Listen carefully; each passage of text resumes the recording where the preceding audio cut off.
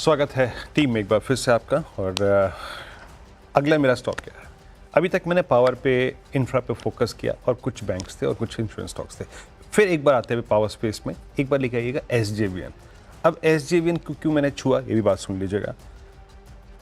Lower trajectory से reversal जहाँ पे थे, अभी जो हमने स्टॉक्स देखे वो थोड़ा सा हायर लेवल्स पे थे, मिड रेंज में थे, बट लोअर ट्रेजेक्ट्री से जहाँ शॉर्ट कवरिंग अभी थोड़ी आई, बहुत थोड़ी आई, आई मीन हार्डली 10-20 क्रॉस हुआ है।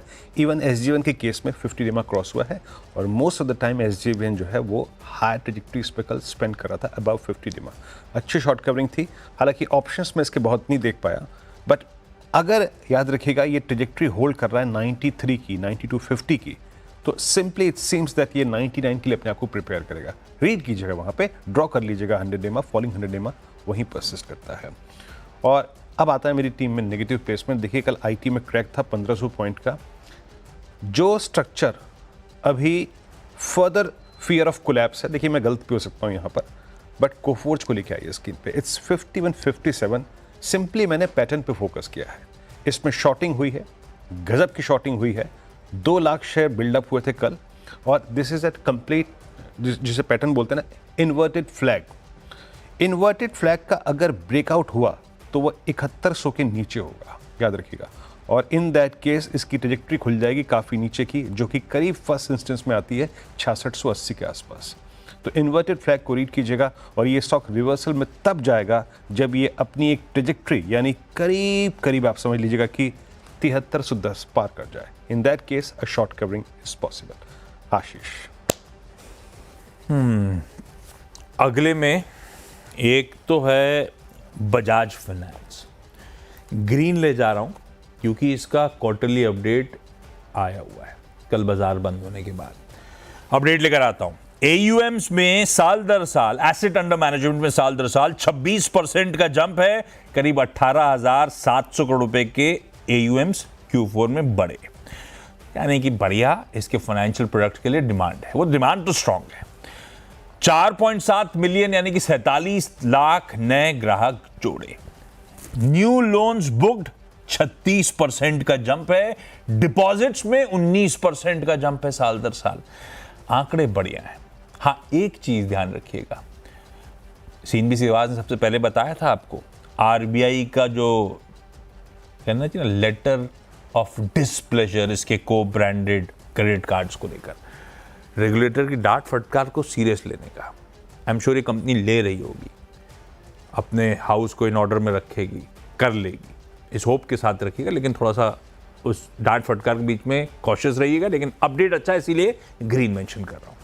L&T फाइनेंस, एक और फाइनेंशियल, इसने कुछ समय पहले कहा था हम पूरी तरह से अपनी बुक के रिटेलाइजेशन पे फोकस करेंगे।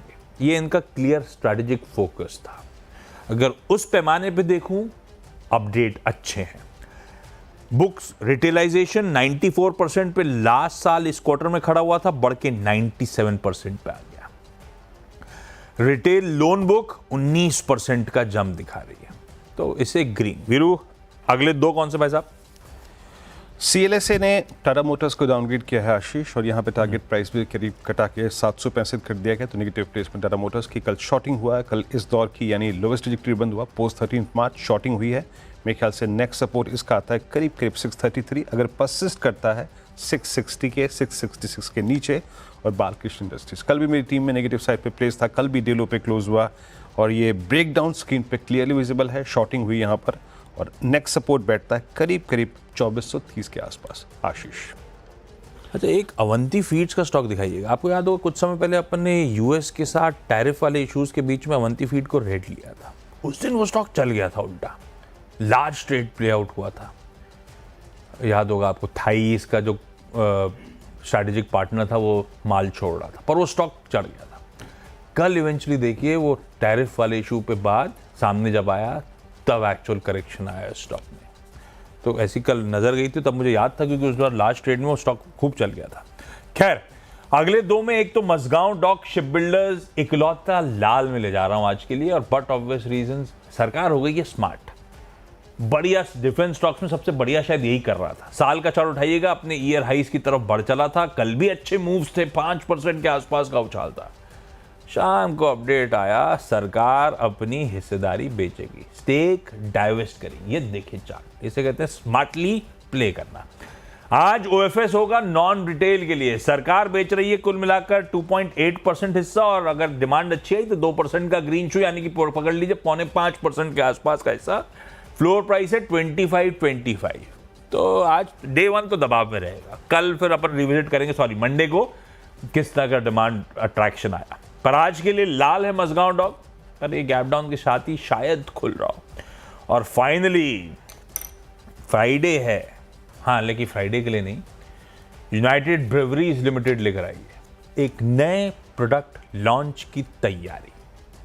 कल 5 अप्रैल को वो लॉन्च है, जिसका नाम है एम्स्टेल ग्रैंडे।